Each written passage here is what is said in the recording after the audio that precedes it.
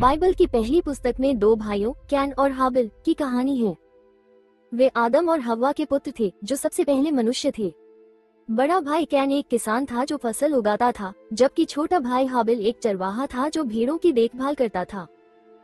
एक दिन कैन और हाबिल दोनों ने परमेश्वर को उपहार देने का फैसला किया। हाबिल ने अपनी भेड़ों का सबसे अच्छा भाग दिया और परमेश्वर उसके उपहार से बहुत प्रसन्न हुआ। परंतु कैन ने अपने फलों में से कुछ ही फल दिए, सर्वोत्तम फल नहीं, और परमेश्वर उसके उपहार से प्रसन्न नहीं हुआ। कैन बहुत परेशान और ईर्ष्यालु हो गया क्योंकि परमेश्वर को हाबिल का उपहार अधिक पसंद था। परमेश्वर ने देखा कि कैन क्रोधित है और उसने उससे बात करने की कोशिश की। परमेश्वर ने कैन से कहा कि यदि वो अच्छे काम करेगा तो वो खुश रहेगा, परंतु यदि वो बुरे काम करेगा तो बुरी चीजें उसका पीछा करेगी।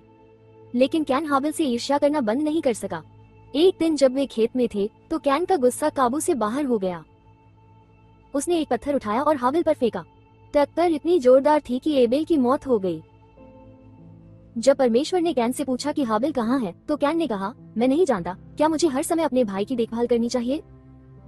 लेकिन परमेश्वर जानता था कि क्या हुआ था। परमेश्वर ने कैन से कहा कि चूंकि उसने अपने भाई को मार डाला है, इसलिए अब से उसका जीवन बहुत कठिन हो जाएगा। वो अब फसल नहीं उगा सकेगा और उसे कहीं और जाकर रहना होगा।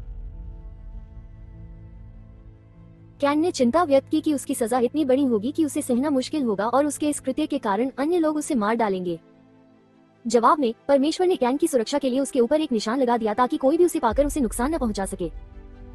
कैन वहां से चला गया और नोद नामक स्थान पर रहने लगा जो उसके परिवार से बहुत दूर था। अपने भाई के साथ बुरा व्यवहार करने के कारण उसे वहां से चले जाना पड़ा। कैन और हाबिल की कहानी हमें बहुत कुछ सिखाती है।